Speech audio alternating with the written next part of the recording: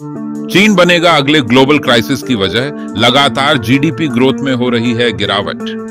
World bank के आंकड़े बताते हैं कि 30 साल पहले चीन की 70% से अधिक आबादी बेहद गरीब हुआ करती थी। अब ऐसा नहीं है। इन 3 दशकों में चीन ने अपनी अर्थव्यवस्था को तेजी से बदला है। इंफ्रास्ट्रक्चर में बड़े पैमाने पर निवेश किया गया। चीन मैन्युफैक्चरिंग का ग्लोबल हब बन गया। मिडिल क्लास का दायरा भी बढ़ा। 2000 के दशक की शुरुआत में चीन में करीब 3% आबादी मिडिल क्लास थी, जो अब 50% से ज्यादा हो गई है।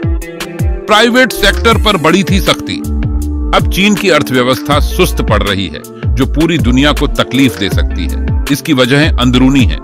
एक तो 2012 में राष्ट्रपति बनने वाले शी जिनपिंग ने चीन में सख्ती बढ़ा दी है। समावेशी विकास के नारे के तहत प्राइवेट सेक्टर पर चाबुक चलाया गया। इसके दायरे में टेक कंपनियां और बड़े कर्ज से दबे प्रॉपर्टी डेवलपर आ गए। कोविड के दौरान सख्त लॉकडाउन ने रही सही कसर पूरी कर दी। बढ़ रही है आर्थिक सुस्ती। बढ़ती बेरोजगारी को छिपाने के लिए चीन सरकार ने इस साल इसका आंकड़ा जारी करना भी बंद कर दिया। जिनपिंग सरकार ने राजकोषीय उपायों पर फोकस बढ़ाया है, लेकिन लगता नहीं कि इससे कुछ खास फर्क पड़ रहा है। खुद जिनपिंग ने कुछ समय पहले कहा कि चीन की इकोनॉमिक रिकवरी अभी नाजुक दौर में है। वहीं कम्युनिस्ट पार्टी ने कहा कि अगले साल और ज्यादा फिजिकल और मॉनेटरी उपाय करने होंगे ताकि ग्रोथ को सहारा दिया जा सके। मैन्युफैक्चरिंग ग्रोथ हुई धीमी। चीन दुनिया में सबसे बड़ी मैन्युफैक्चरिंग इकोनॉमी है। मैन्युफैक्चरिंग के दम पर ही चीन ने अपनी बड़ी आबादी को गरीबी के दलदल से बाहर निकाला था। लेकिन अब मैन्युफैक्चरिंग में सुस्ती आ रही है।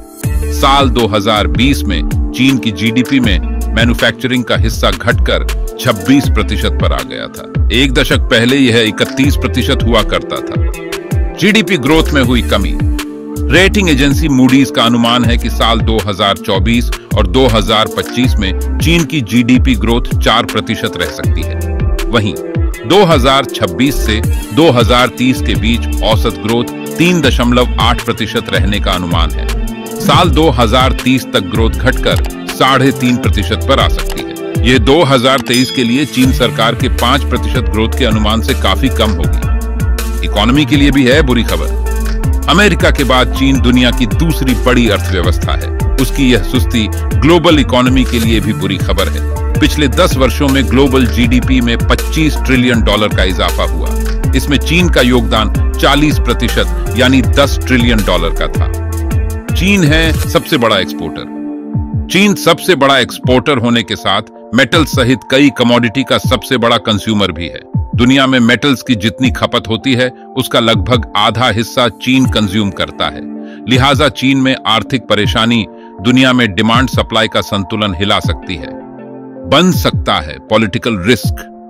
न्यूयॉर्क यूनिवर्सिटी के स्टर्न स्कूल ऑफ बिजनेस में फाइनेंस के प्रोफेसर अश्वत्थ दामोदरन का कहना है, चीन दुनिया के लिए सबसे बड़ा मैक्रो इकोनॉमिक रिस्क बन गया है। यह रिस्क एक पॉलिटिकल रिस्क भी बन सकता है।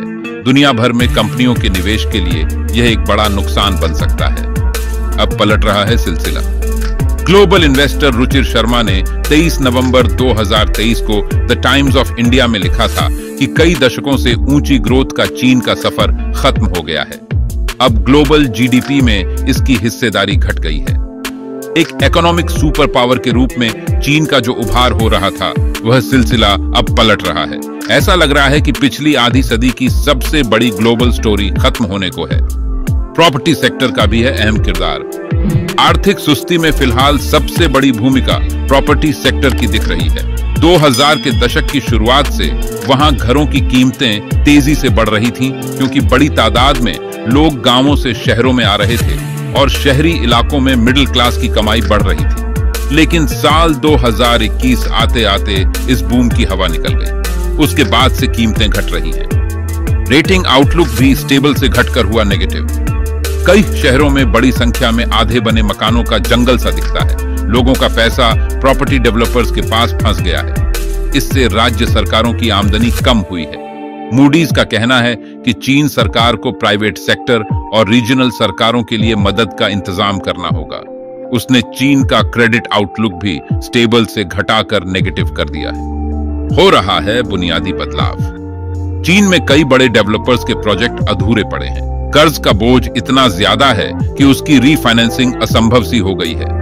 चीन के दो सबसे बड़े डेवलपर्स एवरग्रैंड और कंट्री गार्डन पर ही करीब 500 अरब डॉलर का कर्ज है। चीन की ग्रोथ से जुड़े फैक्टर्स के लिहाज से यह एक बड़ा बदलाव है। हो सकता है कि देश की इकोनॉमिक ग्रोथ पर इसका कहीं ज्यादा बड़ा असर आने वाले समय में दिखे। एप्पल जैसी बड़ी कंपनियां तलाश रही हैं नए ठिकाने। चीन के लिए एक बड़ी मुश्किल यह भी हो गई है कि वहां अपने कारखाने लगाने वाली एप्पल और दूसरी बड़ी ग्लोबल कंपनियां अब दूसरे ठिकाने तलाश रही हैं। पहले वे सस्ती लागत और चीन के बड़े बाजार के लालच में चीन पहुंची, लेकिन अब सरकार की सख्ती और अचानक बदलने वाली नीतियों के चलते चीन के अलावा दूसरी जगहों पर भी मैन्युफैक्चरिंग बेस बनाने लगी है। खराब भविष्य होने का खतरा। पिछले 4 दशकों से चीन की तेज ग्रोथ ग्लोबल इकोनॉमी को भी सपोर्ट कर रही थी। 2024 और आने वाले वर्षों में ऐसा नहीं हो पाने का रिस्क बढ़ गया है। 2021 में चीन के राष्ट्रपति जिनपिंग ने नारा दिया था कि पूरब की रफ्तार बढ़ रही है, पश्चिम सुस्त हो रहा है। लेकिन अब चीन ऐसी मुश्किल में फंस गया है कि क्या पूरब और क्या पश्चिम, पूरी दुनिया के लिए वह एक बड़ा संकट बनता दिख रहा है।